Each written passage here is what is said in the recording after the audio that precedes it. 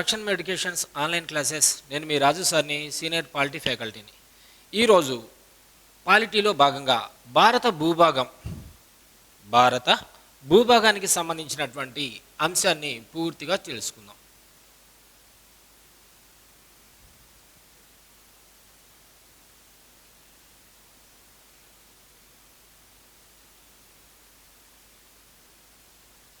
భారత భూభాగం. ఈ భారత భూభాగానికి సంబంధించినటువంటి అన్ని అంశాలను గురించి మనం స్పష్టంగా తెలుసుకుందాం. వాస్తవంగా భారతదేశంలో సమైక్య ప్రభుత్వ నిర్మాణం ఉంది. సమైక్య ప్రభుత్వం ఉంది అంటే తప్పనిసరిగా అక్కడ రెండు రకాల ప్రభుత్వాలు పనిచేస్తూ ఉండాలి. ఒకదాన్ని కేంద్ర ప్రభుత్వం అంటాం, రెండో దాన్ని రాష్ట్ర ప్రభుత్వాలు అంటారు. కాబట్టి భారతదేశంలో సమైక్య వ్యవస్థ అమలవుతూ ఉంది కనుక కేంద్ర రాష్ట్ర ప్రభుత్వాల మధ్య రాజ్యాంగబద్ధంగా అధికారాల విభజన జరిగింది. కేంద్ర రాష్ట్ర ప్రభుత్వాల మధ్య రాజ్యాంగబద్ధంగా అధికారాల విభజన జరిగింది. కాబట్టి భారత సమైక్య విధానం ఏ విధంగా ఏర్పడింది, రాష్ట్రాల ఏర్పాటు ఏంటి, వాటికి సంబంధించినటువంటి పునర్వ్యవస్థీకరణకు సంబంధించిన అన్ని అంశాలను గురించి మనం స్పష్టంగా తెలుసుకుందాం. ఓకే, భారతదేశంలో సమైక్య వ్యవస్థ ఏ విధంగా ఏర్పడింది, రాష్ట్రాల సరిహద్దులు ఏ విధంగా ఉంటాయి, అలానే రాష్ట్రాల పునర్వ్యవస్థీకరణకు సంబంధించిన అన్ని అంశాలను గురించి ఈ టాపిక్లో క్షుణ్ణంగా తెలుసుకుందాం. First one, note. భారతదేశంలో సమైక్య వ్యవస్థ అమలవుతూ ఉంది.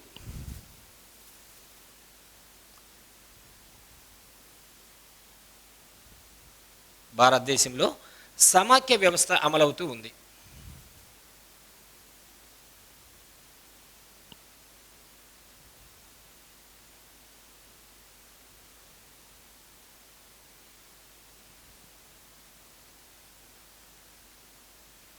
సమైక్య వ్యవస్థ అమలవుతుంది కనుక రాజ్యాంగబద్ధంగా కేంద్ర రాష్ట్ర ప్రభుత్వాల మధ్య అధికారాల విభజన జరిగింది. కనుక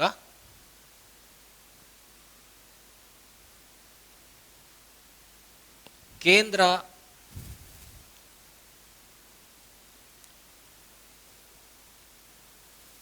రాష్ట్ర ప్రభుత్వాల మధ్య రాజ్యాంగబద్ధంగా అధికారాల విభజన జరిగింది.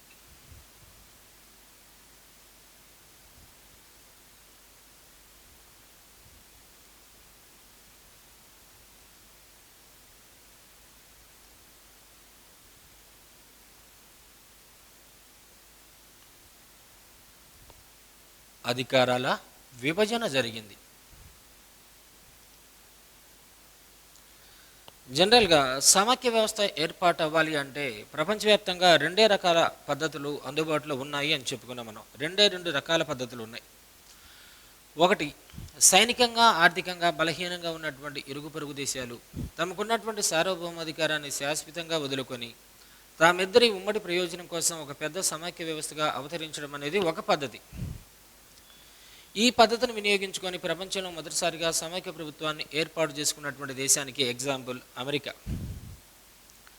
రెండోది, ఒక పెద్ద ఏకకేంద్ర రాజ్యం పరిపాలనా సౌలభ్యం కోసం లేదా సమర్థవంతమైనటువంటి పాలనా కార్యకలాపాలను తన దేశ ప్రజలకు అందించాలి అనేటటువంటి ఉద్దేశంతో కేంద్ర ప్రభుత్వం తన దగ్గర కొన్ని ముఖ్యమైనటువంటి అధికారాలను మాత్రమే ఉంచుకొని కొంచెం తక్కువ ప్రాధాన్యత కలిగినటువంటి అధికారాలను స్థానిక లేదా ప్రాంతీయ ప్రభుత్వాలకు రాజ్యాంగబద్ధంగా బదిలీ చేయడం ద్వారా కూడా సమైక్య ప్రభుత్వాన్ని ఏర్పాటు చేసుకోవచ్చు. ఈ రెండో పద్ధతిని వినియోగించుకొని సమైక్య ప్రభుత్వాన్ని ఏర్పాటు చేసుకున్నటువంటి దేశానికి మంచి ఎగ్జాంపుల్ కెనడా. ఓకే, కాబట్టి భారతదేశంలో సమైక్య ఏర్పాటు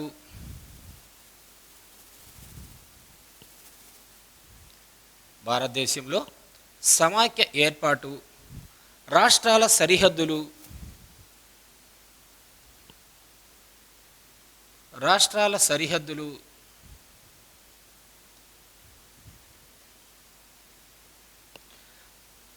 పునర్వ్యవస్థీకరణ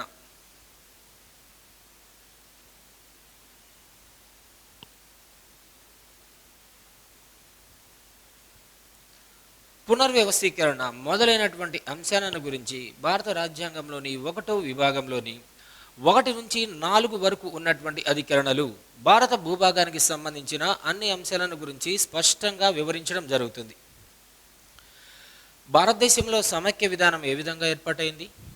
భారతదేశంలో ఉన్నటువంటి రాష్ట్రాల సరిహద్దులు ఏ విధంగా ఉంటాయి? అలానే పునర్వ్యవస్థీకరణకు సంబంధించినటువంటి అంశాలను గురించి భారత రాజ్యాంగంలోని 1వ విభాగంలోని 1 నుండి 4 వరకు ఉన్నటువంటి అధికరణలు లేదా ప్రకరణలు వీటికి సంబంధించినటువంటి అన్ని అంశాలను గురించి స్పష్టంగా వివరిస్తాయి.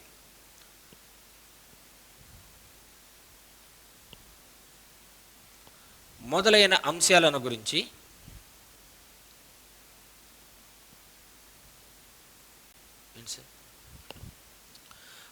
అంశాలను గురించి రాజ్యాంగంలోని 1వ విభాగంలో మనకున్నటువంటి మొత్తం విభాగాలు ఎన్ని? 25 విభాగాలు. 1వ విభాగంలోని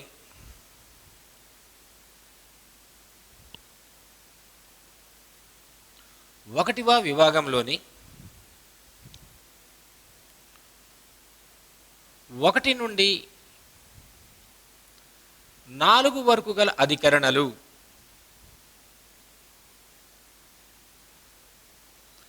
భారత భూభాగానికి సంబంధించిన అన్ని అంశాలను గురించి స్పష్టంగా వివరిస్తాయి.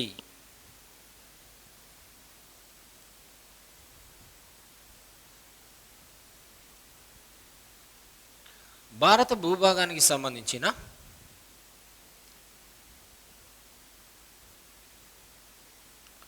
అంశాలను గురించి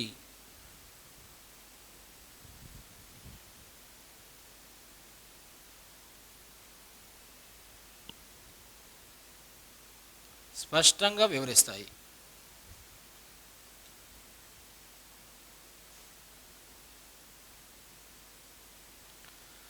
ఓకే, ఫస్ట్ వన్ ఇక్కడ రాస్తున్నాను. భారత భూభాగం.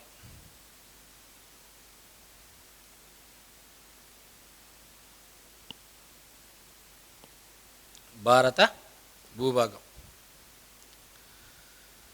భారత భూభాగం అనేటటువంటి అంశానికి చాలా విస్తృతమైనటువంటి అర్థం ఉంది. భారత భూభాగం అనేటటువంటి అంశానికి చాలా విస్తృతమైనటువంటి అర్థం ఉంది. అంటే భారత ప్రభుత్వ సార్వభౌమాధికారం ఎంతవరకు చెల్లుబాటు అవుతుంది అనేటటువంటి అంశాలను గురించి ఈ భారత భూభాగం స్పష్టంగా మనకి వివరిస్తుంది. భారత భూభాగం నోట్. ఈ పదానికి విస్తృతమైన అర్థం ఉంది.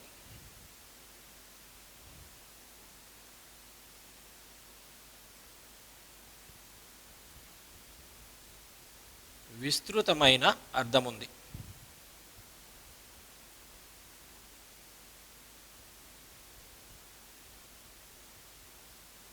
అనగా భారత సార్వభౌమాధికారం, భారత సార్వభౌమాధికారం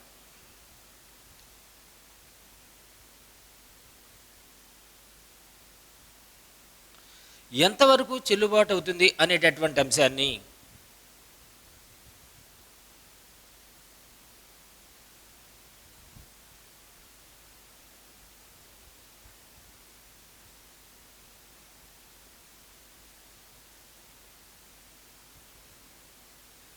భారత సార్వభౌమాధికారం ఎంతవరకు చెల్లుబాటు అవుతుంది అనే అంశాన్ని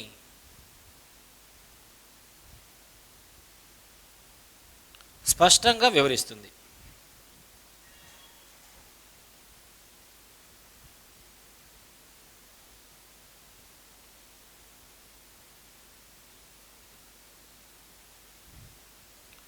రైట్. భారత భూభాగం అనేటటువంటి పదానికి చాలా విస్తృతమైనటువంటి అర్థం ఉంది. మరి భారత ప్రభుత్వానికి సంబంధించినటువంటి సావర్నిటీ పవర్, సార్వభౌమాధికారం ఎంతవరకు చెల్లుబాటు అవుతుంది అనేటటువంటి అంశాన్ని గురించి ఈ భూభాగం స్పష్టంగా మనకు తెలియచేయటం జరుగుతుంది. అంటే ఏంటి? మన భారతదేశం లోపల ఉన్నటువంటి భౌగోళిక సరిహద్దులపై మన భారత ప్రభుత్వ సార్వభౌమాధికారం పూర్తిగా చెల్లుబాటు అవుతుంది అనేటటువంటి అంశాన్ని స్పష్టంగా మనకు అర్థమవుతుంది. ఓకే, కాబట్టి భారతదేశంలో ఉన్నటువంటి ప్రాంతాలు లేదా భారతదేశంలో ఉన్నటువంటి భూభాగం మీదే కాకుండా మన భారత ప్రభుత్వ సార్వభౌమాధికారం భారత ప్రాదేశిక జలాలు, భారత ప్రాదేశిక జలాలు,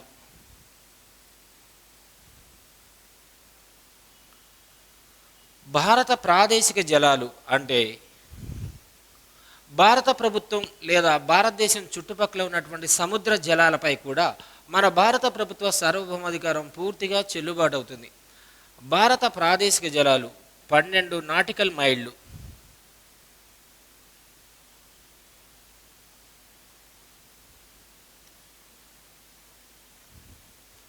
12 నాటికల్ మైళ్ళు అంటే ఒక నాటికల్ మైలు అనగా ఒక నాటికల్ మైలు అనగా 1.852 కిలోమీటర్లు. 1.852 కిలోమీటర్లు 1.852 కిలోమీటర్లు ఒక నాటికల్ మైల్ అనగా.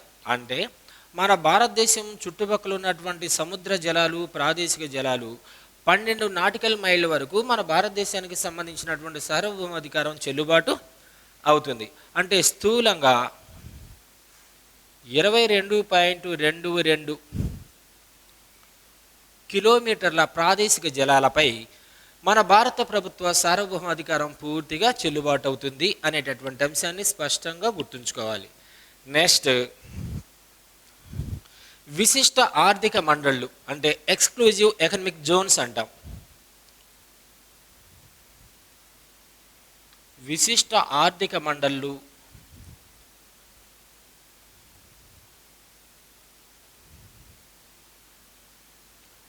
ఎంతవరకు? 200 నాటికల్ మైళ్ళ వరకు. 200 నాటికల్ మైళ్ళ వరకు.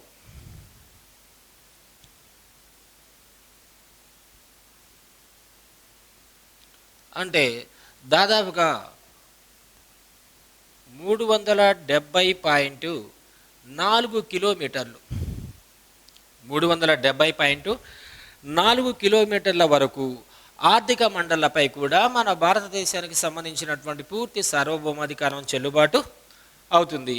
అలానే అంతరిక్ష సరిహద్దులు మొదలైనటువంటి అంశాల మీద కూడా భారత ప్రభుత్వానికి సంబంధించినటువంటి సార్వభౌమాధికారం పూర్తిగా చెల్లుబాటు అవుతుంది. అదే భారత భూభాగం. ఓకే, కాబట్టి ఈ భారత భూభాగానికి సంబంధించినటువంటి ఆర్టికల్ ఏది అంటే 1వ ప్రకరణ.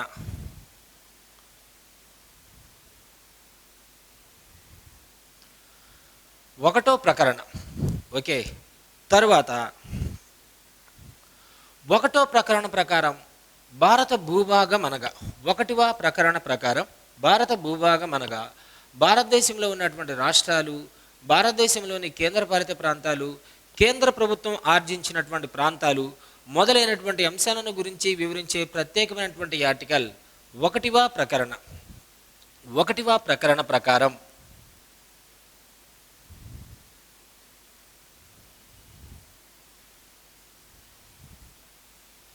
1వ ప్రకరణ ప్రకారం భారత భూభాగం అనగా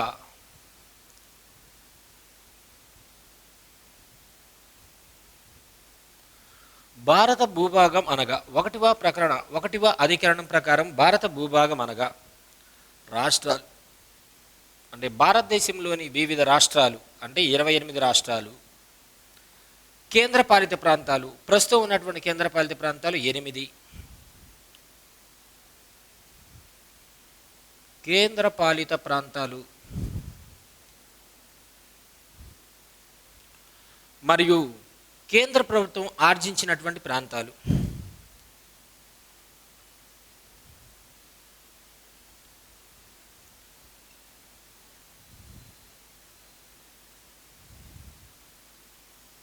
కేంద్ర ప్రభుత్వం ఆర్జించినటువంటి ప్రాంతాలు.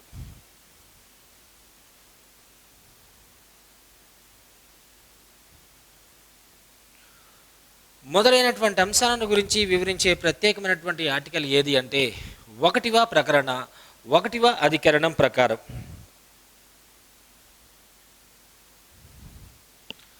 తర్వాత రెండోది భారత్ యూనియన్, ఇండియన్ టెరిటరీ అంటాం. ఇక్కడ రాస్తున్నాను భారత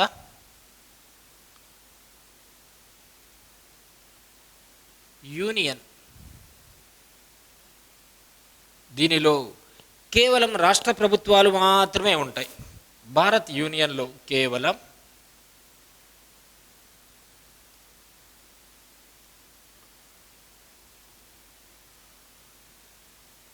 రాష్ట్ర ప్రభుత్వాలు మాత్రమే ఉంటాయి.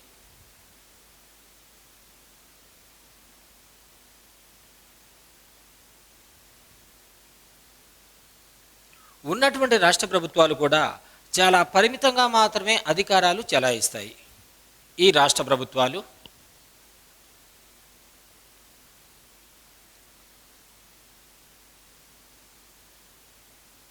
రాష్ట్ర ప్రభుత్వాలు చాలా పరిమితంగా మాత్రమే అధికారాలు చెలాయిస్తాయి.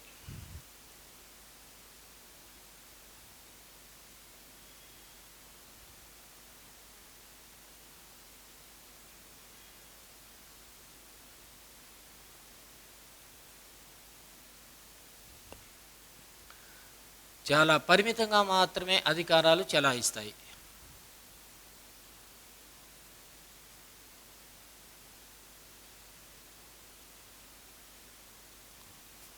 అంటే రాష్ట్ర ప్రభుత్వాలు తమకు సంబంధించినటువంటి కార్యనిర్వహణాధికారాలను కేంద్ర ప్రభుత్వ కార్యనిర్వహణాధికారానికి లోబడి మాత్రమే నిర్వర్తించాలి. కానీ కేంద్ర ప్రభుత్వానికి సంబంధించినటువంటి కార్యనిర్వహణాధికారాన్ని అతిక్రమించే విధంగా ఏ రాష్ట్ర ప్రభుత్వం కూడా తనకు సంబంధించినటువంటి అధికారాలను వినియోగించుకోవడానికి అవకాశం ఏమాత్రం కూడా లేదు. మరి ఈ అంశం దేని గురించి తెలియజేస్తుంది? కేంద్ర రాష్ట్ర ప్రభుత్వాల మధ్య సంబంధాలను గురించి తెలియజేస్తుంది. కనుక ఈ అంశం కేంద్ర రాష్ట్ర ప్రభుత్వాల మధ్య సంబంధాలను గురించి తెలియజేస్తుంది.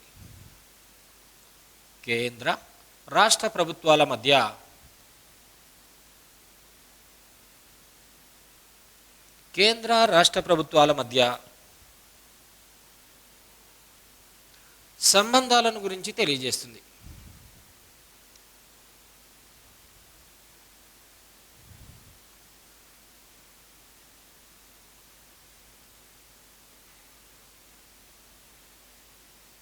కేంద్ర రాష్ట్ర ప్రభుత్వాల మధ్య సంబంధాలను గురించి తెలియజేస్తుంది ఈ అంశం. నెక్స్ట్ మూడోది రాష్ట్రాల సమ్మేళనం.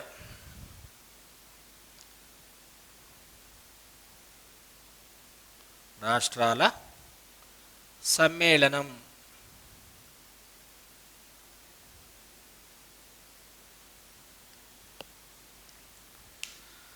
భారత రాజ్యాంగంలో ఎక్కడా కూడా సమాఖ్య అనేటటువంటి పదాన్ని వాడలేదు, లేదా ఫెడరేషన్ అనేటటువంటి పదాన్ని వినియోగించలేదు. మరి సమాఖ్య అనేటటువంటి పదానికి బదులుగా మన భారత రాజ్యాంగ నిర్మాతలు వినియోగించినటువంటి ప్రత్యేకమైనటువంటి పదం యూనియన్ ఆఫ్ స్టేట్స్. దీన్నే మనం రాష్ట్రాల సముదాయం లేదా రాష్ట్రాల కలయిక అనేటటువంటి పేరుతో పిలుస్తాం. Union of states. ఇక్కడ భారత రాజ్యాంగంలో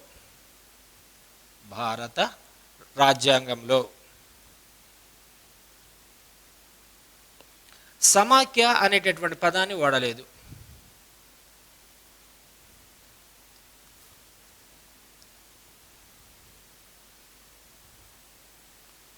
సమాఖ్య అనే పదాన్ని వాడలేదు.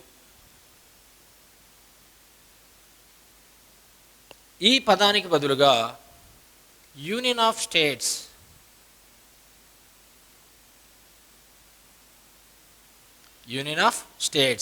అనేటటువంటి పదాన్ని మాత్రమే వినియోగించడం జరిగింది. యూనియన్ ఆఫ్ స్టేట్స్ అంటే ఏంటి? రాష్ట్రాల సముదాయం లేదా రాష్ట్రాల కలయిక అని అర్థం. యూనియన్ ఆఫ్ స్టేట్స్ అనే పదాన్ని మాత్రమే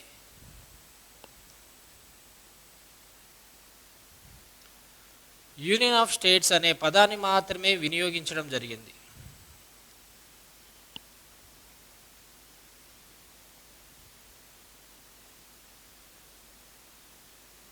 దీని అర్థం రాష్ట్రాల సముదాయం లేదా రాష్ట్రాల కలయిక అని అర్థం.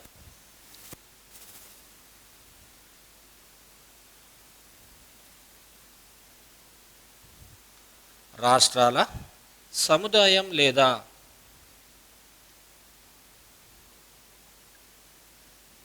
రాష్ట్రాల కలయిక అని అర్థం.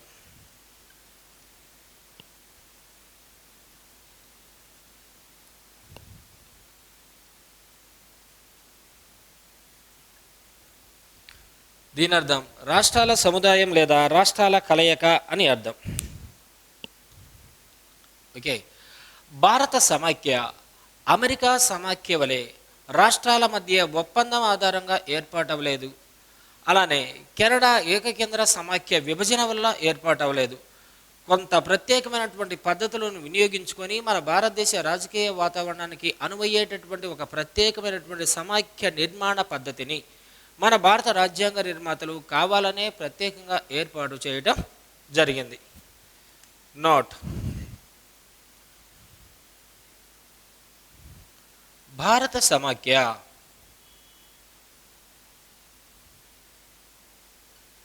అమెరికా సమాఖ్య వలె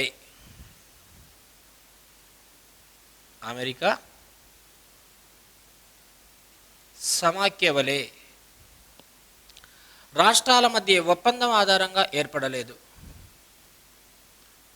రాష్ట్రాల మధ్య ఒప్పందం ఆధారంగా ఏర్పడలేదు.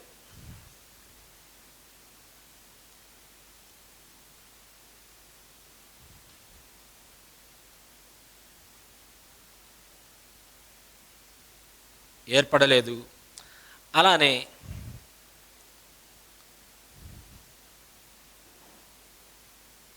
కెనడా ఏకకేంద్ర సమాఖ్య విభజన వల్ల ఏర్పడలేదు.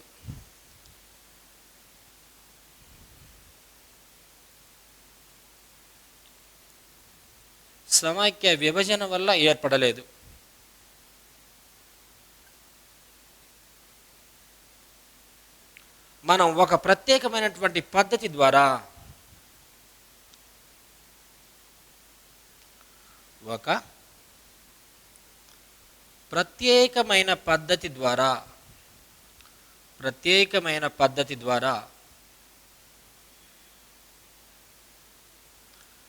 సమాఖ్య ప్రభుత్వాన్ని నిర్మించుకున్నాము.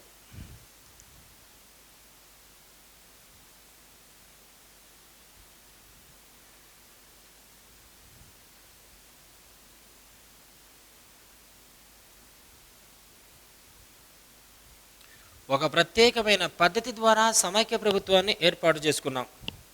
అంటే అప్పట్లో మన భారతదేశంలో ఉన్నటువంటి ప్రత్యేకమైనటువంటి రాజకీయ పరిస్థితుల దృష్ట్యా మన దేశ అవసరాలకు అనువుగా ఉండేటటువంటి ఒక ప్రత్యేకమైనటువంటి సమైక్య ప్రభుత్వ నిర్మాణాన్ని మన భారత రాజ్యాంగ నిర్మాతలు కావాలనే ప్రత్యేకంగా ఏర్పాటు చేయటం జరిగింది.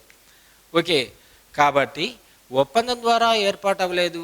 అలానే ఏకకేంద్ర సమైక్య విభజన వల్ల భారత సమైక్య ఏర్పాటు అవ్వలేదు. కాబట్టి కేంద్ర రాష్ట్ర ప్రభుత్వాల మధ్య ఎలాంటి ఒప్పందాలు లేవు కనుక ఈ యూనియన్ నుంచి మన భారతదేశంలో ఉన్నటువంటి ఏ ఒక్క రాష్ట్రము కూడా విడిపోవటానికి అవకాశం లేదు. ఓకే, అలానే ప్రారంభంలో అమెరికా సమాఖ్య నుండి కేంద్ర ప్రభుత్వం నుండి రాష్ట్ర ప్రభుత్వాలకు విడిపోయేటటువంటి హక్కు ఉంది. ఆ తర్వాత దాన్ని పూర్తిగా రద్దు కూడా చేశారు.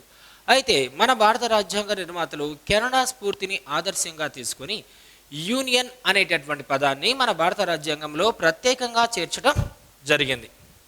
ఓకే, ప్రారంభంలో అమెరికా సమాఖ్యలో కేంద్ర ప్రభుత్వం నుండి రాష్ట్ర ప్రభుత్వాలకు విడిపోయేటటువంటి పూర్తి స్వేచ్ఛా స్వాతంత్ర్యాలు, పూర్తి హక్కు ఉంది. ఆ తర్వాత విడిపోకుండా ప్రత్యేకమైనటువంటి పద్ధతులను ఏర్పాటు చేయటం జరిగింది.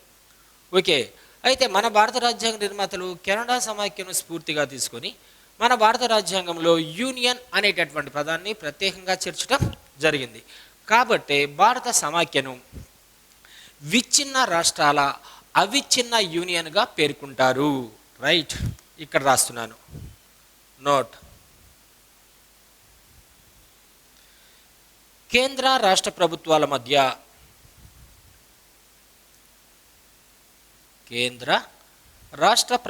మధ్య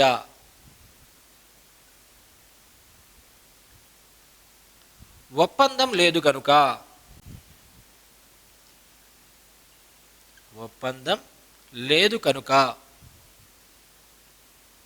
యూనియన్ నుండి విడిపోవటానికి అవకాశం లేదు. యూనియన్ లేదా ఫెడరేషన్, యూనియన్ నుండి విడిపోవటానికి అవకాశం లేదు.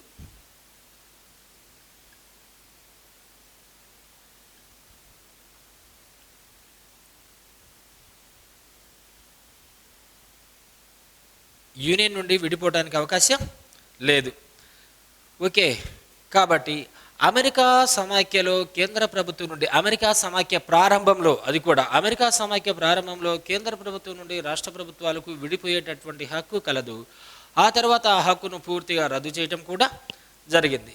మన రాజ్యాంగ నిర్మాతలు స్టార్ సింబల్ వేస్తున్నాను. రాజ్యాంగ నిర్మాతలు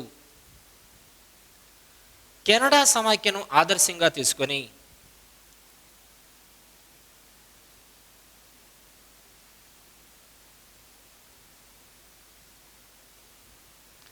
కెనడా సమాఖ్యను ఆదర్శంగా తీసుకొని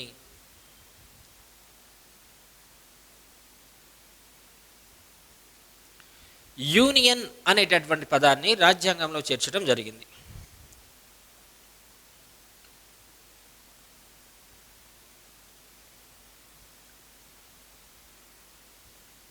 యూనియన్ అనే పదాన్ని రాజ్యాంగంలో చేర్చడం జరిగింది.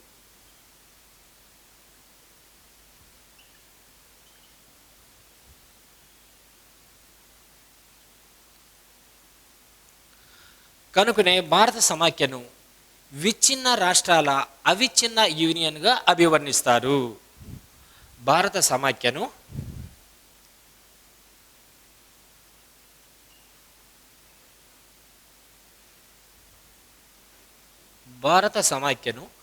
విచ్ఛిన్న రాష్ట్రాల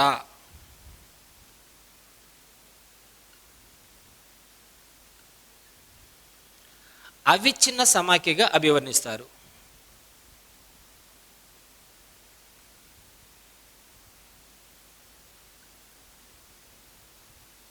సమాఖ్యగా అభివర్ణిస్తారు.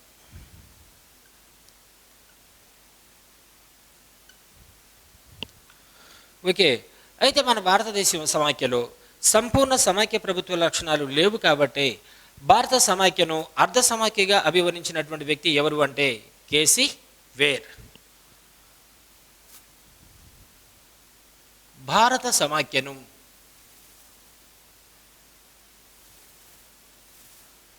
అర్ధ సమాఖ్యగా అభివర్ణించిన వ్యక్తి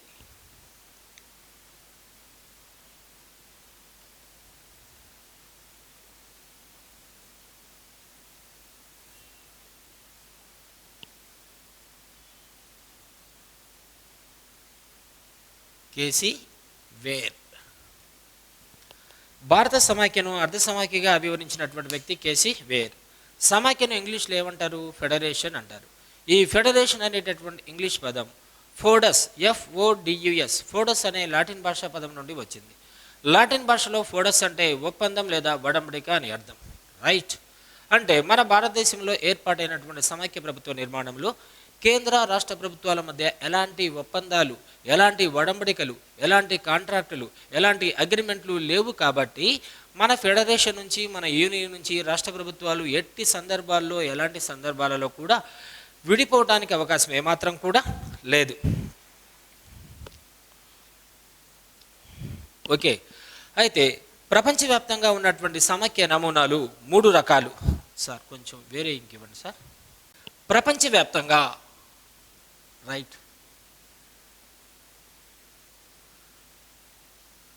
ప్రపంచవ్యాప్తంగా సమాఖ్య నమూనాలు 3 రకాలు.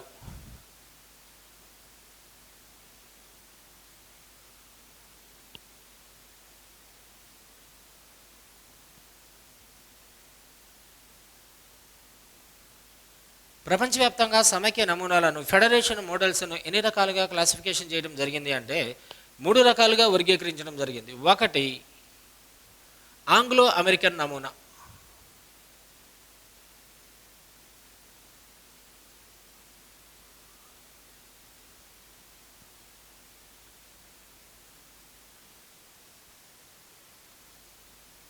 రెండు జర్మనీ స్విస్ నమూనా,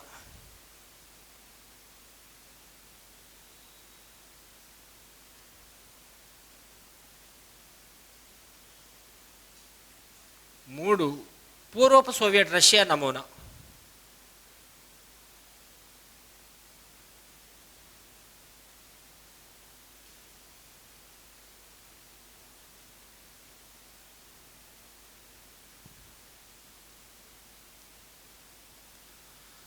ప్రపంచవ్యాప్తంగా సమైక్య నమూనాలను ఎన్ని రకాలుగా వర్గీకరించుకున్నాం?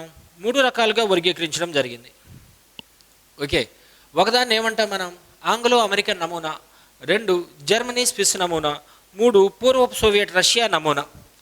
ఏంటి ఆంగ్లో అమెరికన్ నమూనా? మా ఫెడరేషన్లో జాయిన్ అవ్వాలా వద్దా, మా యూనియన్లో జాయిన్ అవ్వాలా వద్దా, మా సమాఖ్య నిర్మాణంలో జాయిన్ అవ్వాలా వద్దా అనేది మీ ఇష్టం. ఒకసారి మా ఫెడరేషన్లో జాయిన్ అయిన తర్వాత ఎలాంటి సందర్భాలలో కూడా విడిపోవడానికి, విచ్ఛిన్నం కావడానికి, బయటికి వెళ్ళడానికి అవకాశం ఏమాత్రం లేనటువంటి నమూనానే ఆంగ్లో అమెరికన్ నమూనా.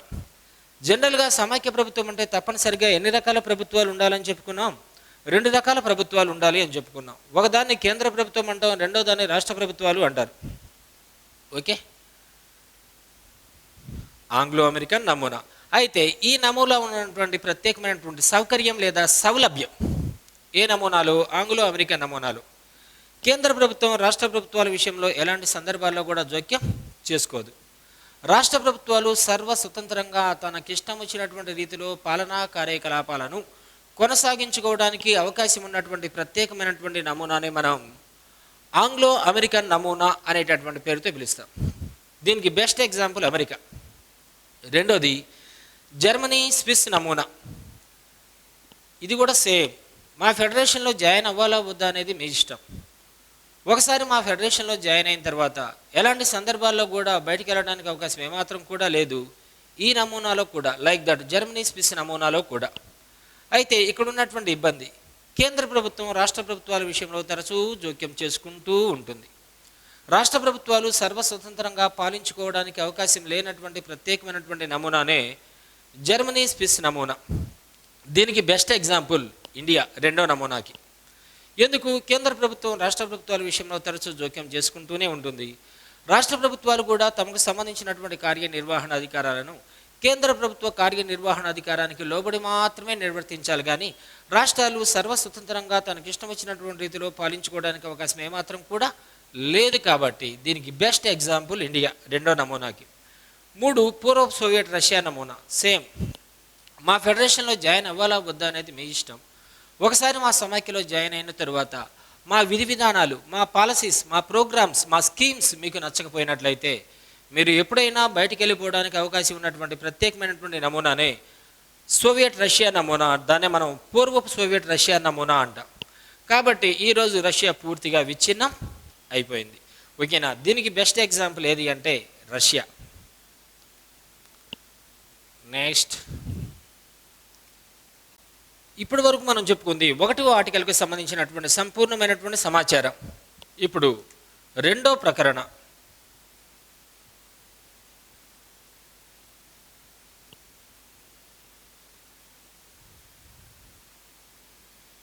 రెండో ప్రకరణ ప్రకారం భారత పార్లమెంటు లేదా భారత ప్రభుత్వం నూతనంగా రాష్ట్రాలను ఏర్పాటు చేయవచ్చును, లేదా భారతదేశం వెలుపల ఉన్నటువంటి ప్రాంతాలను కూడా చేర్చుకోవచ్చును. రెండో ప్రకరణ ప్రకారం నూతన రాష్ట్రాలను ఏర్పాటు చేయవచ్చును, నూతన రాష్ట్రాలను ఏర్పాటు చేయవచ్చును, నూతన రాష్ట్రాలను ఏర్పాటు చేయవచ్చును.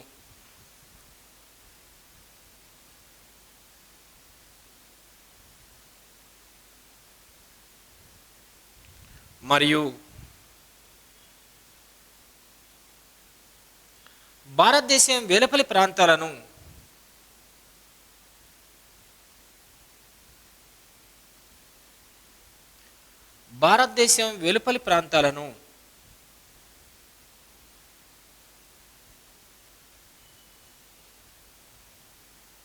భారత భూభాగంలోనికి చేర్చుకోవచ్చును.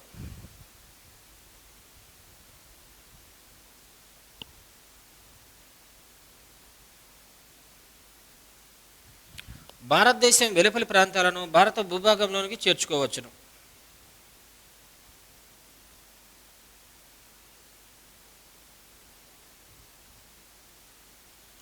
ఈ నిబంధన, ఈ ప్రకరణ కేవలం భారతదేశం వెలుపల ప్రాంతాలకు మాత్రమే వర్తిస్తుంది. ఈ నిబంధన లేదా ప్రకరణ, ఏ ప్రకరణ? రెండో ప్రకరణ. భారత వెలుపల ప్రాంతాలకు మాత్రమే వర్తిస్తుంది.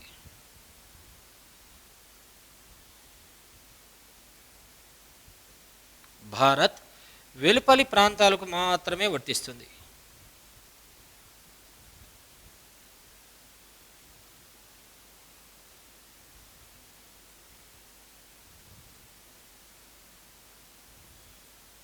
అంటే రెండో అధికరణం ప్రకారం మన భారతదేశం ఇతర దేశాలతో కుదుర్చుకున్నటువంటి ప్రత్యేకమైనటువంటి ఒప్పందాల ఆధారంగా ఆ ఇతర దేశాలకు సంబంధించినటువంటి కొంత ప్రాంతాలను, కొంత భూభాగాన్ని మన భారతదేశంలోనికి స్వాధీనం చేసుకోవచ్చు, లేదా మన భారతదేశంలోనికి చేర్చుకోవచ్చును అనేటటువంటి అంశాన్ని గురించి వివరించే ప్రత్యేకమైనటువంటి ఆర్టికల్ రెండో ప్రకరణ. ఈ అంశంపై భారత పార్లమెంటుకు పూర్తి అధికారాలు ఉన్నప్పటికీ అంతర్జాతీయ ఒప్పందాలకు లోబడి మాత్రమే తనకు సంబంధించినటువంటి అధికారాలను చెలాయించాలి భారత పార్లమెంట్. రైట్. అయితే ఈ అంశంపై అంటే మన భారతదేశానికి సంబంధించినటువంటి ఏదైనా ఒక ప్రాంతాన్ని ఇతర దేశాలకు బదిలీ చేయవచ్చునా, లేదా ఇతర దేశాలకు సంబంధించినటువంటి ఏదైనా ఒక ప్రాంతాన్ని మన భారతదేశంలో చేర్చుకోవచ్చునా అనేటటువంటి అంశంపై భారత రాష్ట్రపతికి ఒక ప్రత్యేకమైనటువంటి అనుమానం రావడం జరిగింది. తనకు వచ్చినటువంటి అనుమానాన్ని నివృత్తి చేసుకోవడానికి 143వ అధికరణం ప్రకారం సుప్రీంకోర్టు యొక్క సలహాను అడగటం జరిగింది భారత రాష్ట్రపతి. ఓకే. కాబట్టి 1960 సంవత్సరంలో బెరుబారి యూనియన్ అనేటటువంటి ప్రాంతాన్ని 1960 సంవత్సరంలో బెరుబారి యూనియన్ అనేటటువంటి ప్రాంతాన్ని పాకిస్తాన్కు బదిలీ చేసేటటువంటి సందర్భంలో సుప్రీంకోర్టు ఒక ప్రత్యేకమైనటువంటి సలహాపూర్వక అభిప్రాయాన్ని వ్యక్తం చేయడం జరిగింది. ఏమని? భారతదేశం వెలుపలకు సంబంధించినటువంటి ప్రాంతాలను మన భారతదేశంలో చేర్చుకోవాలి అన్నా, లేదా మన భారతదేశానికి సంబంధించినటువంటి ఏదైనా ఒక ప్రాంతాన్ని ఇతర దేశాలకు బదిలీ చేయాలి అన్నా 368వ అధికరణం ప్రకారం ప్రత్యేక మెజారిటీ పద్ధతి ద్వారా మాత్రమే ఇలాంటి సవరణలు చేయవలసినటువంటి అంశం ఉంటుంది అని సుప్రీంకోర్టు ప్రత్యేకమైనటువంటి తీర్పు ద్వారా మనకు స్పష్టం చేయటం జరిగింది. చూడండి, ఇక్కడ రాస్తాను. నోట్.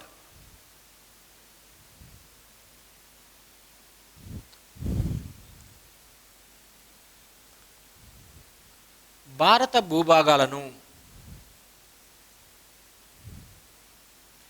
ఇతర దేశాలకు బదిలీ చేయాలి అన్నా, ఇతర దేశాలకు బదిలీ చేయాలన్నా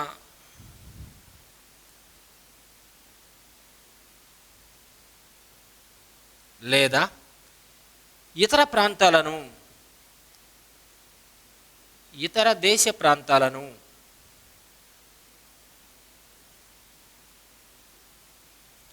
భారత్లో విలీనం చేయాలి అన్నా,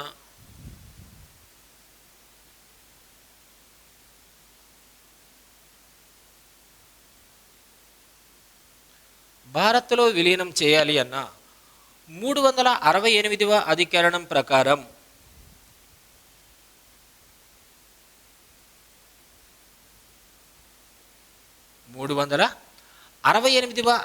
ప్రకారం ప్రత్యేక మెజారిటీ పద్ధతిలో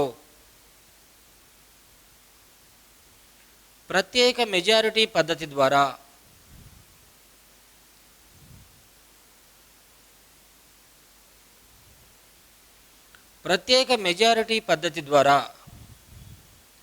రాజ్యాంగ సవరణ చేయాలి అని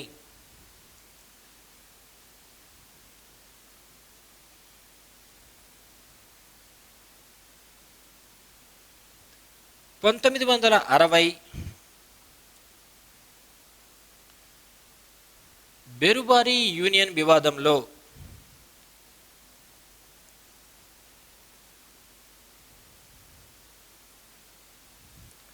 ఎస్సీ అంటే సుప్రీంకోర్టు సలహాపూర్వక అభిప్రాయాన్ని వ్యక్తం చేసింది.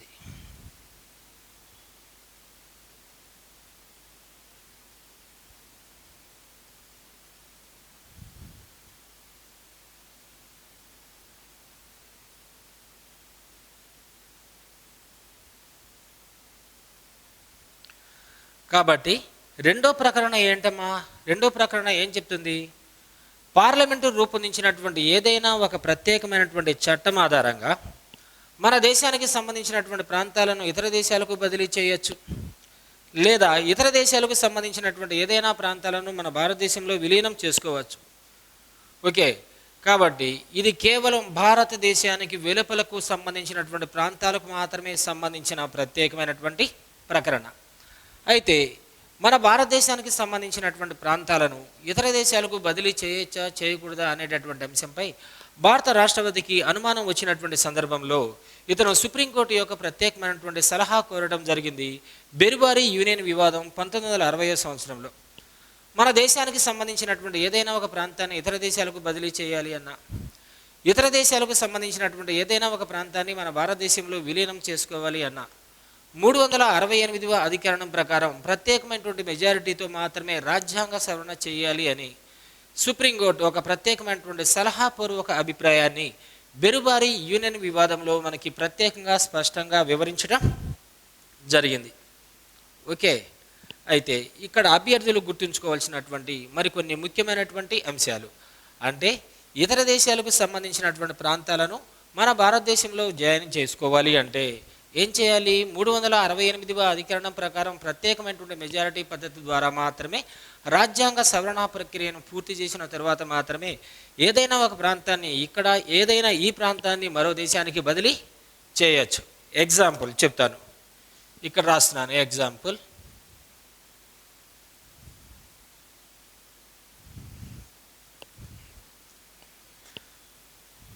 ఫస్ట్ వన్ 1961 గోవాను 12వ రాజ్యాంగ సవరణ చట్టం ద్వారా అంటే సి అంటే కాన్స్టిట్యూషనల్ అమెండ్మెంట్ 12వ రాజ్యాంగ సవరణ చట్టం ద్వారా ప్రత్యేకమైనటువంటి రాష్ట్రంగా ఏర్పాటు చేయడం జరిగింది. తర్వాత 1962 పాండిచేరిని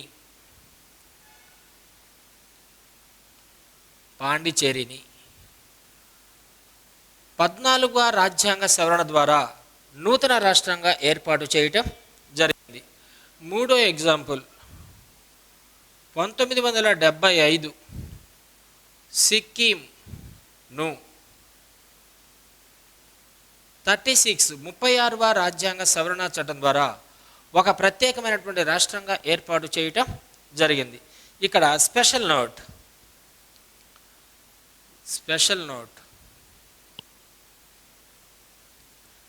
2015 సంవత్సరంలో చేసిన 100వ రాజ్యాంగ సవరణ ద్వారా భారతదేశానికి సంబంధించినటువంటి కొన్ని ప్రాంతాలను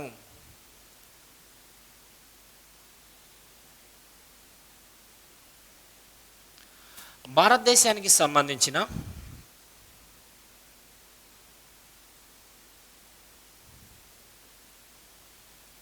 కొన్ని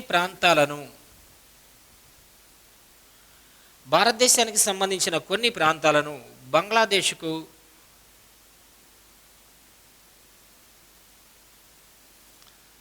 అలానే బంగ్లాదేశ్కు సంబంధించిన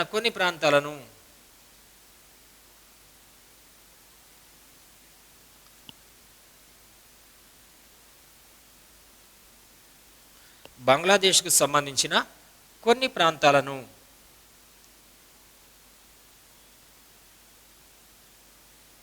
భారత్లో విలీనం చేయడం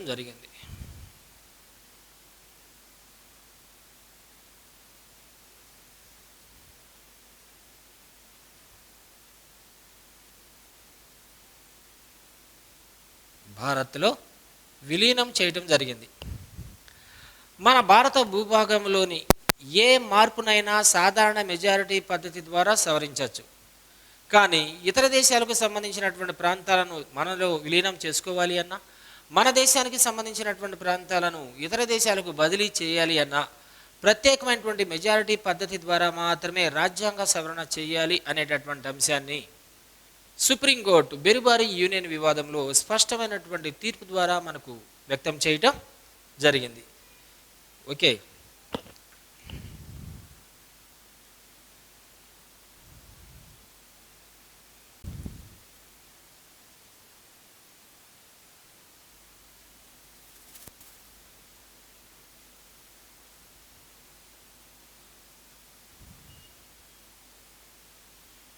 మూడో ప్రకరణ ప్రకారం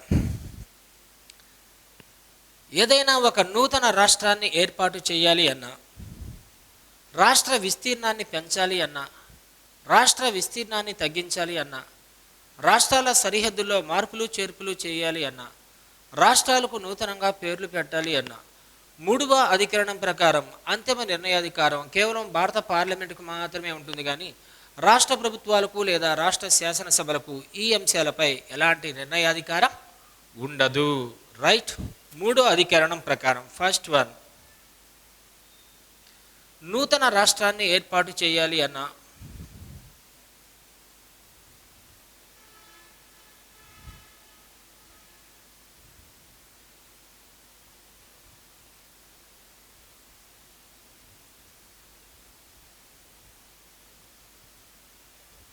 నూతన రాష్ట్రాన్ని ఏర్పాటు చేయాలన్నా అంటే ఏదైనా ఒక పెద్ద రాష్ట్రాన్ని రెండు చిన్న రాష్ట్రాలుగా విభజించాలి అన్నా, లేదా రెండు చిన్న రాష్ట్రాలను కలిపి ఒక పెద్ద రాష్ట్రంగా ఏర్పాటు చేయాలి అన్నా.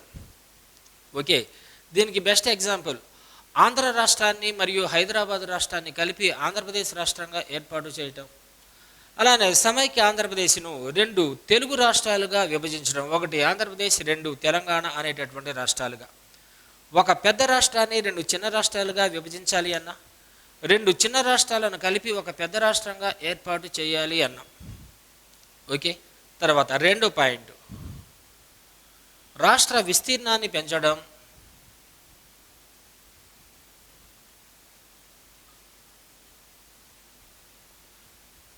రాష్ట్ర విస్తీర్ణాన్ని పెంచడం. థర్డ్, రాష్ట్ర విస్తీర్ణాన్ని తగ్గించడం.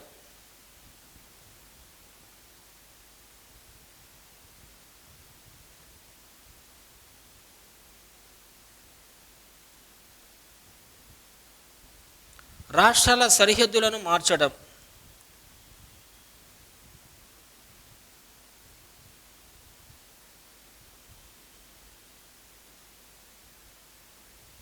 రాష్ట్రాల సరిహద్దులను మార్చడం. రాష్ట్రాల సరిహద్దులను మార్చడం. ఫిఫ్త్ వన్, రాష్ట్రాలకు నూతనంగా పేర్లను పెట్టడం.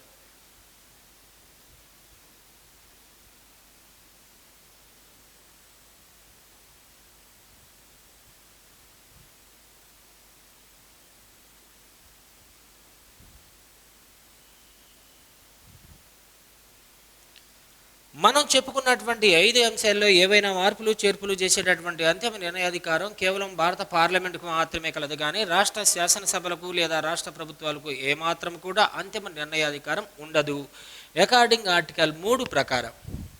ఓకేనా? కాబట్టి ఇలాంటి రాష్ట్రాల పునర్వ్యవస్థీకరణ బిల్లులను పార్లమెంట్లో ఉన్నటువంటి ఉభయ సభల్లో ముందుగా ఏ సభలోనైనా ప్రవేశపెట్టవచ్చును. ఇలాంటి రాష్ట్రాల పునర్వ్యవస్థీకరణకు సంబంధించినటువంటి బిల్లులను పార్లమెంట్లో ఉన్నటువంటి రెండు సభల్లో ముందుగా ఏ సభలోనైనా ప్రవేశపెట్టచ్చు. అంటే లోక్సభ లేదా రాజ్యసభ ఉన్నటువంటి రెండు సభల్లో ముందుగా ఏ సభలోనైనా ప్రవేశపెట్టచ్చు. అయితే అభ్యర్థులు గుర్తుంచుకోవాల్సినటువంటి అత్యంత ముఖ్యమైనటువంటి అంశం ఇది. రాష్ట్రాల పునర్వ్యవస్థీకరణ బిల్లులలో ఆర్థిక వనరుల పంపిణీకి సంబంధించినటువంటి అంశాలు ఉన్నట్లయితే అటువంటి బిల్లులను స్పెషల్ కేటగిరీ బిల్లులు అంటారు. ఇలాంటి స్పెషల్ కేటగిరీ బిల్లులను ముందుగా లోక్సభలో మాత్రమే ప్రవేశపెట్టాలి. ఇక్కడ రాస్తున్నాను నోట్.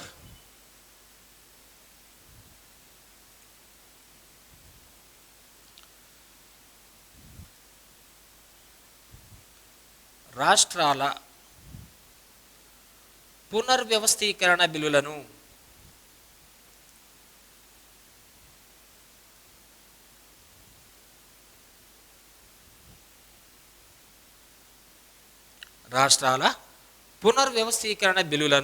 పార్లమెంటులోని ఉభయ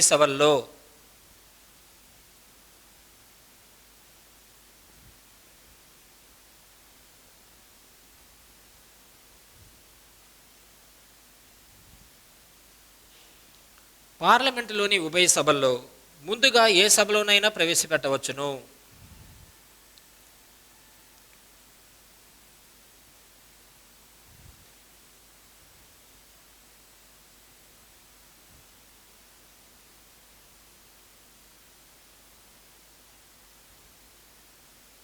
ముందుగా ఏ సభలోనైనా ప్రవేశపెట్టవచ్చును.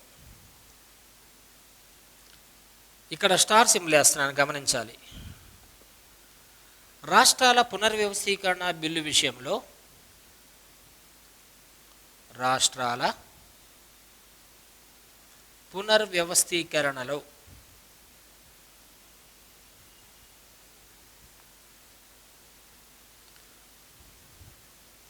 రాష్ట్రాల పునర్వ్యవస్థీకరణ బిల్లులో ఇన్వర్టెడ్ కామాస్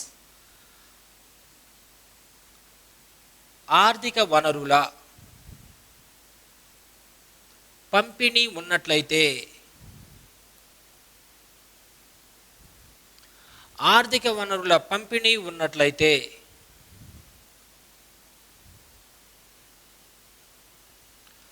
అటువంటి బిల్లులను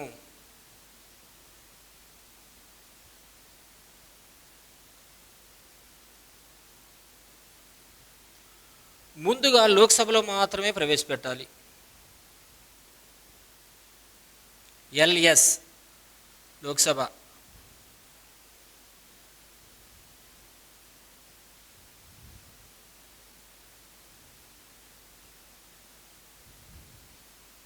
ముందుగా లోక్సభలో మాత్రమే ప్రవేశపెట్టాలి. దీనికి బెస్ట్ ఎగ్జాంపుల్ ఆంధ్రప్రదేశ్ విభజన బిల్లు. రైట్.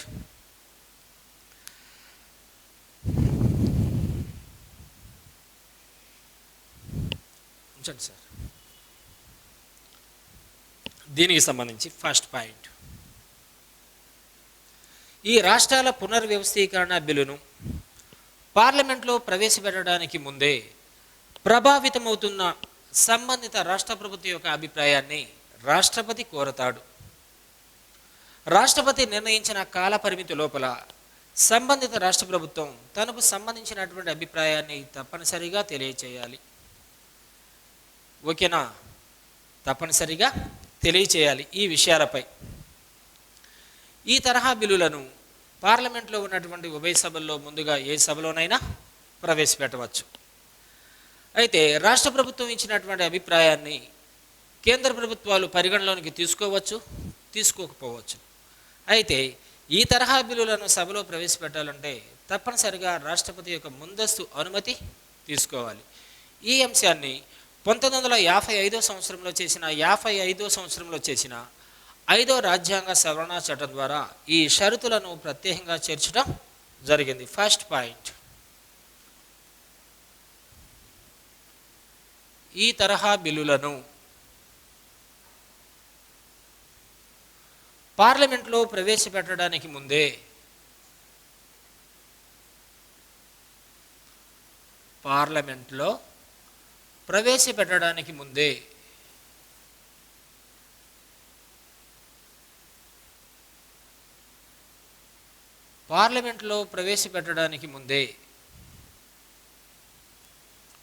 రాష్ట్రపతి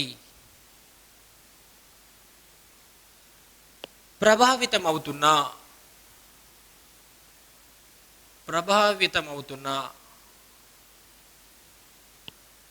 రాష్ట్ర ప్రభుత్వ అభిప్రాయాన్ని కోరుతాడు.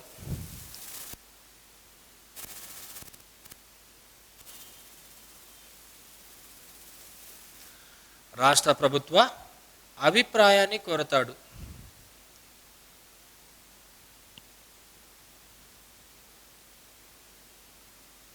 ఫస్ట్ పాయింట్ ఇది. సెకండ్, రాష్ట్రపతి నిర్ణయించిన కాల పరిమితి లోపల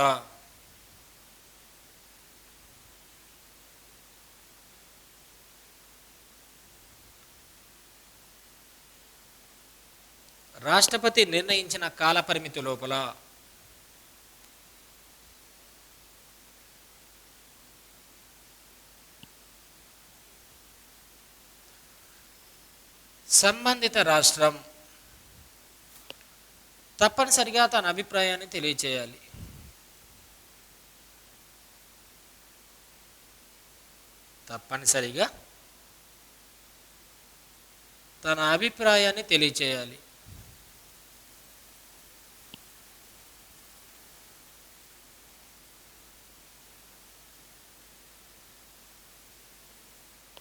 థర్డ్ వన్, రాష్ట్ర ప్రభుత్వ అభిప్రాయాన్ని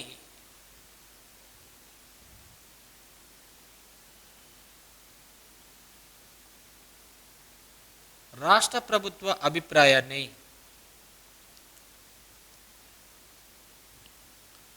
పార్లమెంటు పరిగణలోనికి తీసుకోవచ్చును, తీసుకోకపోవచ్చును.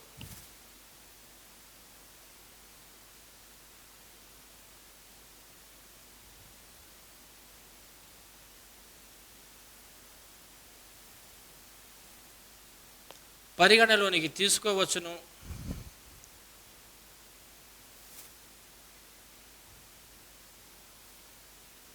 తీసుకోకపోవచ్చును.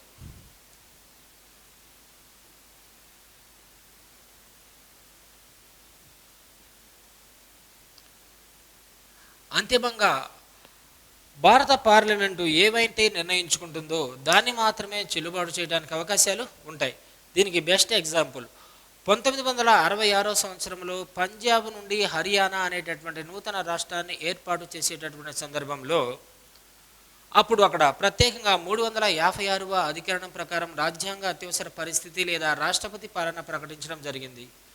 పైపెచ్చు 1966 సంవత్సరంలో పంజాబ్ నుంచి హర్యానా అనేటటువంటి నూతన రాష్ట్రాన్ని ఏర్పాటు చేసేటటువంటి సందర్భంలో సంబంధిత రాష్ట్ర ప్రభుత్వాన్ని అచేతన వ్యవస్థలోనికి నెట్టివేయడం జరిగింది. అంటే అధికారాలు లేకుండా పక్కన పెట్టడం జరిగింది. కాబట్టి ఆ సందర్భంలో రాష్ట్రాన్ని విభజించి నూతన రాష్ట్రాన్ని ఏర్పాటు చేసేటటువంటి సందర్భంలో సంబంధిత రాష్ట్ర ప్రభుత్వం యొక్క అభిప్రాయాన్ని రాష్ట్రపతి అప్పుడు కోరలేదు. అలానే 2014 సంవత్సరంలో సమైక్య ఆంధ్రప్రదేశ్ను 2 నూతన తెలుగు రాష్ట్రాలుగా విభజనకు గురి చేసేటటువంటి సందర్భంలో ఆంధ్రప్రదేశ్ రాష్ట్ర ప్రభుత్వం యొక్క ప్రత్యేకమైనటువంటి అభిప్రాయాన్ని తీసుకోవడం జరిగింది. ఆంధ్రప్రదేశ్ రాష్ట్ర ప్రభుత్వం విభజనను వ్యతిరేకిస్తూ ప్రత్యేకంగా తన అభిప్రాయాన్ని వ్యక్తం చేయడం కూడా జరిగింది. కాబట్టి ఈ అంశాలపై రాష్ట్ర ప్రభుత్వం యొక్క అభిప్రాయాన్ని తీసుకోవడం అనేది ఒక సాధారణ ప్రక్రియ మాత్రమే. అయితే సాధారణ ప్రక్రియ అంటున్నాం కనుక రాష్ట్ర ప్రభుత్వం యొక్క అభిప్రాయాన్ని కేంద్ర ప్రభుత్వం పరిగణలోనికి తీసుకోవచ్చును, తీసుకోకపోవచ్చును. నెక్స్ట్, ఈ తరహా బిల్లులను సభలో ప్రవేశపెట్టాలంటే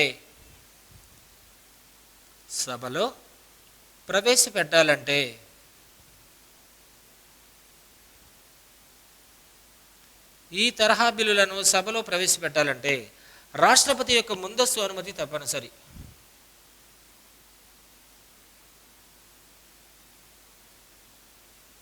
రాష్ట్రపతి యొక్క ముందస్తు అనుమతి తప్పనిసరి.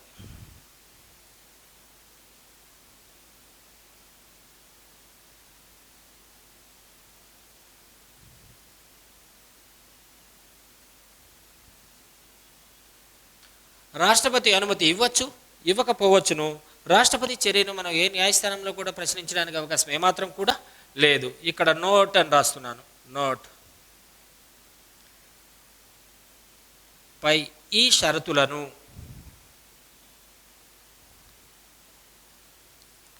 1955 సంవత్సరంలో చేసిన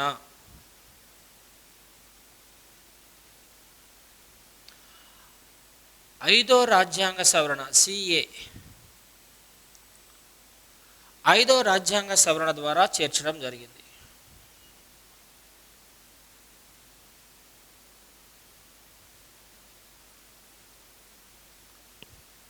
ఓకేనా?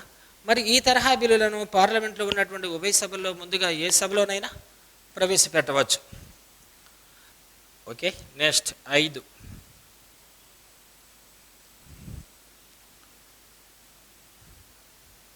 ఈ తరహా బిల్లులపై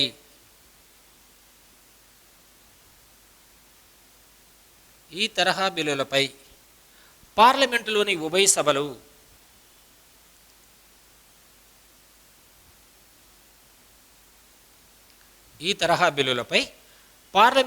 ఉభయ సభలు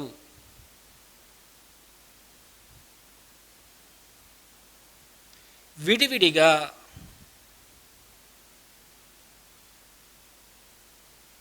సాధారణ మెజారిటీతో తన అభిప్రాయాన్ని తెలియచేయాలి.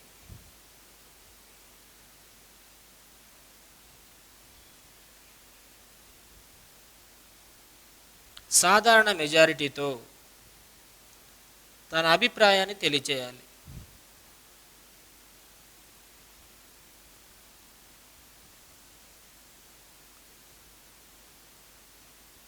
ఓకే, ఒక సభ ఆమోదించి మరొక సభ తిరస్కరించినట్లయితే బిల్లు వీగిపోతుంది, బిల్లు రద్దవుతుంది. అంతేగాని ఉభయ సభల సంయుక్త సమావేశాన్ని ఏర్పాటు చేయడానికి అవకాశం ఏమాత్రం కూడా లేదు. ఈ తరహా బిల్లులను పార్లమెంట్లో ఉన్నటువంటి ఉభయ సభలు సాధారణ మెజారిటీతో తప్పనిసరిగా ఆమోదించాలి. ఒక సభ ఆమోదించి మరో సభ తిరస్కరించినట్లయితే బిల్లు రద్దవుతుంది లేదా బిల్లు వీగిపోతుంది. అంతేగాని ఈ బిల్లు విషయంలో రెండు సభల మధ్య అభిప్రాయ భేదాలు ఏర్పడ్డాయి, ప్రతిష్టంభన వచ్చింది అనేటటువంటి ఉద్దేశంతో ఉభయ సభల సంయుక్త సమావేశాన్ని ఏర్పాటు చేయడానికి అవకాశం ఏమాత్రం కూడా లేదు. కేవలం సాధారణ బిల్లుల విషయంలో మాత్రమే రెండు సభల మధ్య అభిప్రాయ భేదాలు ఏర్పడినట్లయితే 108వ అధికరణం ప్రకారం భారత రాష్ట్రపతి ఉభయ సభల సంయుక్త సమావేశాన్ని ఏర్పాటు చేస్తాడు. కానీ ఈ తరహా బిల్లుల విషయంలో రెండు సభల మధ్య అభిప్రాయ భేదాలు వచ్చినంత మాత్రాన ఉభయ సభల సంయుక్త సమావేశాన్ని ఏర్పాటు చేయడానికి అవకాశం ఏమాత్రం కూడా లేదు. నెక్స్ట్, ఈ తరహా బిల్లులను రాష్ట్రపతి వెంటనే ఆమోదించాలి.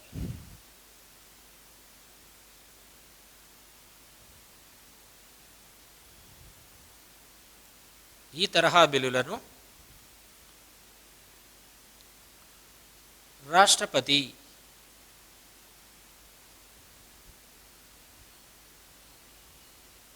వెంటనే ఆమోదించాలి. అంతేగాని ఒక పర్యాయం పునః పరిశీలనకు పంపడానికి అవకాశం ఏమాత్రం కూడా లేదు. నెక్స్ట్, రాష్ట్రపతి ఆమోదం పొందిన తర్వాత ఈ బిల్లు చట్టం అవుతుంది.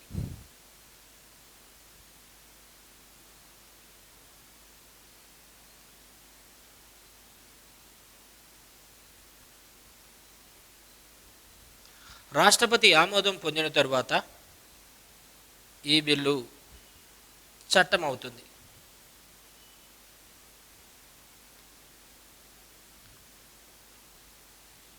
నెక్స్ట్, నూతన రాష్ట్రం ఎప్పటి నుండి అమలవుతుందని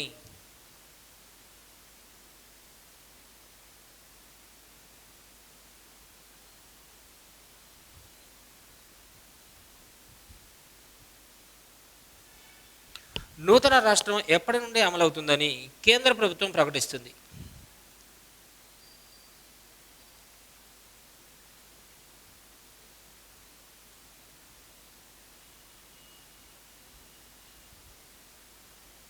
దీనిని అపాయింటెడ్ డేట్ అంటారు.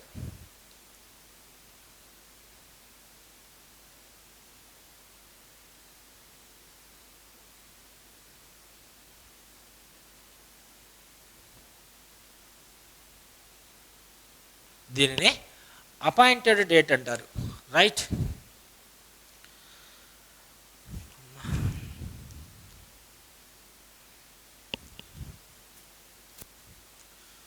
నాలుగు,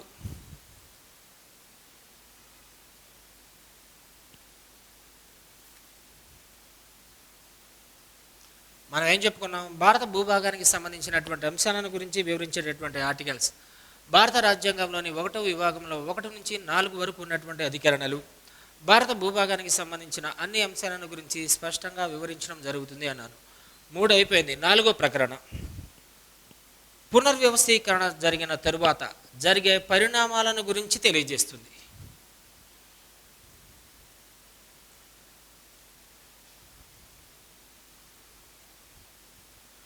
పునర్వ్యవస్థీకరణ జరిగిన తరువాత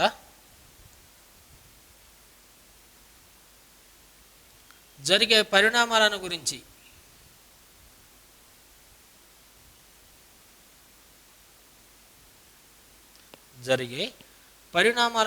తెలియజేస్తుంది.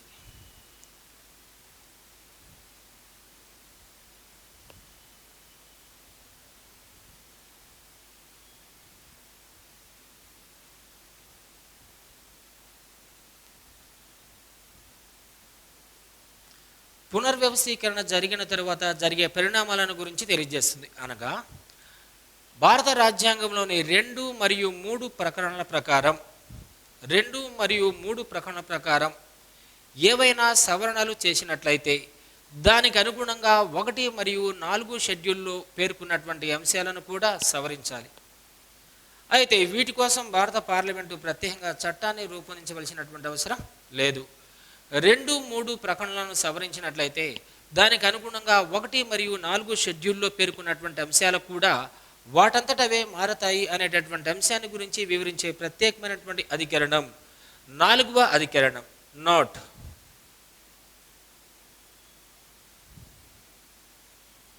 2 మరియు 3 ప్రకరణల ప్రకారం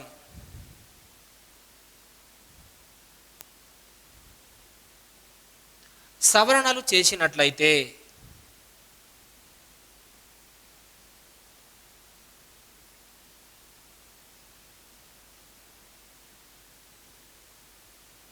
రెండో ప్రకటన దేనికి సంబంధించింది? భారతదేశం వెలుపల ప్రాంతాలకు సంబంధించింది. మూడో ప్రకటన దేనికి సంబంధించింది? భారతదేశం లోపల సరిహద్దుల మార్పులకు సంబంధించినటువంటి ప్రత్యేకమైనటువంటి ప్రకటన. ఈ 2, 3 ప్రకటనల ప్రకారం సవరణలు చేసినట్లయితే దానికి అనుగుణంగా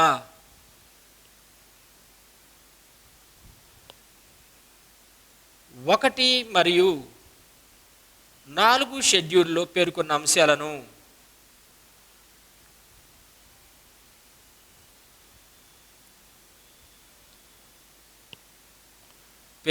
అంశాలను సవరించవలసి ఉంటుంది.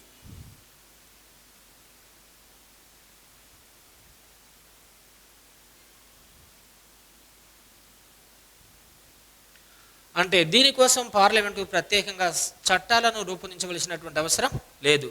భారత రాజ్యాంగంలోని 2వ అధికరణ, 3వ అధికరణం ప్రకారం ఏదైనా రాజ్యాంగ సవరణ చేసినట్లయితే వాటికి అనుగుణంగానే 1 మరియు 4 షెడ్యూల్లో పేర్కొన్నటువంటి అంశాలు కూడా కొన్ని అంశాలు వాటంతటవే మార్పులకు చేర్పులకు గురవటానికి అవకాశం ఉంటుంది అనేటటువంటి అంశాన్ని గురించి వివరించే ప్రత్యేకమైనటువంటి అధికరణం 4వ అధికరణం. ఓకేనా?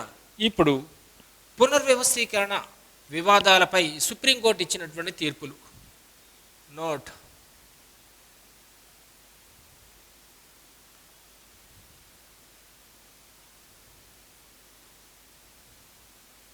పునర్వ్యవస్థీకరణ మరియు వివాదాలు తీర్పులు అంటే సుప్రీంకోర్టు తీర్పులు. ఫస్ట్ వన్,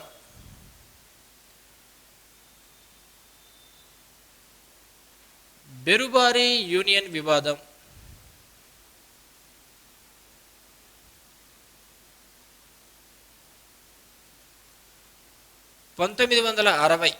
ఈ వివాదం ఎప్పుడు వచ్చింది?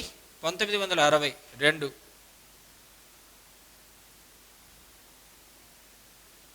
బాబులాల్ మరాండి వర్సెస్ బొంబాయి రాష్ట్ర ప్రభుత్వ వివాదం.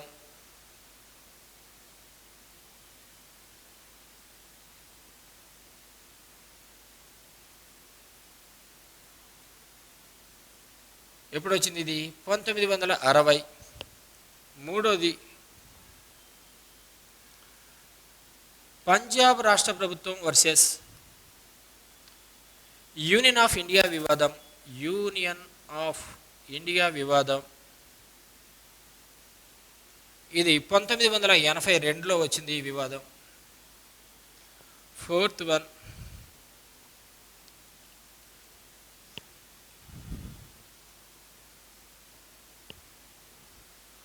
ముల్లా పెరియార్ పర్యావరణ వివాదం.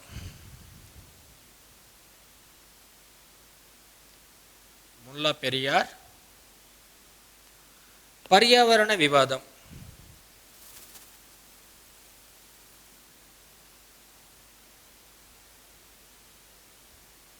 ఈ వివాదం 2006 సంవత్సరంలో వచ్చింది. బెరుబారి యూనియన్ వివాదం ఎప్పుడు వచ్చింది? 1960.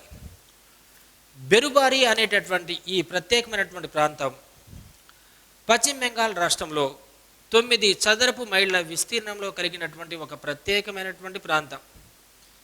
ఈ ప్రాంతాన్ని అప్పుడు తూర్పు పాకిస్తాన్కు, ఇప్పుడు దాన్నే మనం బంగ్లాదేశ్ అనేటటువంటి పేరుతో పిలుస్తున్నాం, తూర్పు పాకిస్తాన్కు బదిలీ చేసేటటువంటి సందర్భంలో సుప్రీంకోర్టు ఒక ప్రత్యేకమైనటువంటి తీర్పునిచ్చింది అని చెప్పుకున్నాం.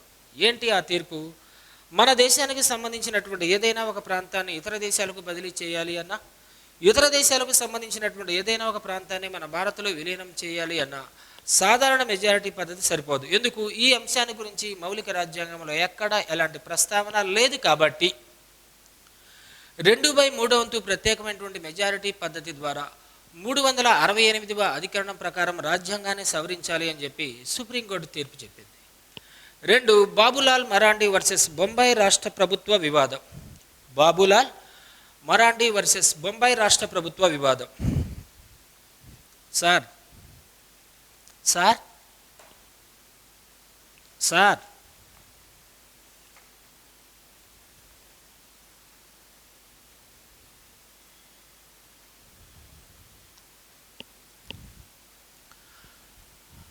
ఓకేనా? రాష్ట్రాల పునర్వ్యవస్థీకరణ బిల్లులను బాబులాల్ మరాండి వర్సెస్ బొంబాయి రాష్ట్ర వివాదం 60లో వచ్చింది. రాష్ట్రాల పునర్వ్యవస్థీకరణ బిల్లులపై లేదా రాష్ట్రాల పునర్వ్యవస్థీకరణ బిల్లులను ప్రభావితమవుతున్నటువంటి రాష్ట్ర ప్రభుత్వానికి ఒక్కసారి మాత్రమే నివేదిస్తారు. ఆ తర్వాత జరిగేటటువంటి పరిణామాల విషయంలో, మార్పులు చేర్పుల విషయంలో ఈ అంశాన్ని రెండో పర్యాయం రాష్ట్ర ప్రభుత్వాల యొక్క అభిప్రాయానికి నివేదించవలసినటువంటి అవసరం ఏమాత్రం కూడా లేదు అనేటటువంటి అంశాన్ని సుప్రీంకోర్టు ఈ వివాదంలో ప్రత్యేకంగా తీర్పును ప్రకటించింది. తెలంగాణ రాష్ట్రం ఏర్పాటైన తర్వాత ఖమ్మం జిల్లాలో కలిగినటువంటి 7 మండలాలను అంటే పోలవరం ముంపు ప్రాంతాలను ఆంధ్రప్రదేశ్లో విలీనం చేయడం జరిగింది. దానికి బెస్ట్ ఎగ్జాంపుల్. తర్వాత Punjab versus union of India వివాదం 1982. భారత రాజ్యాంగం నిర్ణీతమైనటువంటి సమైక్య వ్యవస్థను ఏర్పాటు చేయలేదు. భారత సమైక్య లక్షణాలతో పాటుగా కొన్ని ఏకకేంద్ర ప్రభుత్వ లక్షణాలు కూడా ఉన్నాయి అనేటటువంటి ఉద్దేశంతో సుప్రీంకోర్టు ఈ వివాదంలో ప్రత్యేకంగా తీర్పును ప్రకటించింది. తర్వాత ముల్ల పెరియార్ పర్యావరణ వివాదం 2006వ సంవత్సరం. ఈ వివాదంలో నదీ జలాల పంపిణీకి సంబంధించినటువంటి అంశాలపై రాష్ట్ర ప్రభుత్వాలకు చట్టాలను రూపొందించేటటువంటి అధికారం లేదు. ఇలాంటి అంశాలపై చట్టాలను రూపొందించేటటువంటి అధికారం కేంద్ర ప్రభుత్వానికి లేదా భారత పార్లమెంటుకు మాత్రమే ఉంది అనేటటువంటి అంశాన్ని ఈ వివాదంలో అత్యున్నత న్యాయస్థానమైనటువంటి సుప్రీంకోర్టు ప్రత్యేకమైనటువంటి తీర్పును ప్రకటించింది. ఓకే, ఇవన్నీ కూడా భారత భూభాగానికి సంబంధించినటువంటి టాపిక్లు. 1వ విభాగంలోని 1 నుంచి 4 వరకు ఉన్నటువంటి అధికరణలు ఈ పునర్వ్యవస్థీకరణ బిల్లులపై వచ్చినటువంటి ప్రముఖమైనటువంటి వివాదాలు, దానికి అత్యున్నత న్యాయస్థానమైనటువంటి సుప్రీంకోర్టు ఇచ్చినటువంటి విభిన్నమైనటువంటి తీర్పులు. Okay, bye.